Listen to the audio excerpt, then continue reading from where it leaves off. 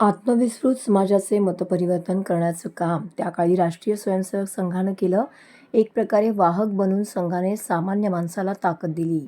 त्यामुळे संघाचे विचार आज समाज स्वीकारत आहे, असं प्रतिपादन करून राष्ट्रीय स्वयंसेवक संघाचे पश्चिम क्षेत्र सेवा विभाग प्रमुख उपेंद्र कुलकर्णी यांनी ठाणेकरांचे वैचारिक प्रबोधन केलंय. ठाण्यातील नौपाडा येथील सरस्वती क्रीडा संकुल मैदानामध्ये आमदार संजय केळकर यांनी आयोजित केलेल्या 40व्या रामभाऊ म्हाळगी स्मृती व्याख्यानमालेतील संघ शताब्दी वर्ष हे चौथे पुष्प रविवारी उपेंद्र कुलकर्णी यांनी गुंफलं.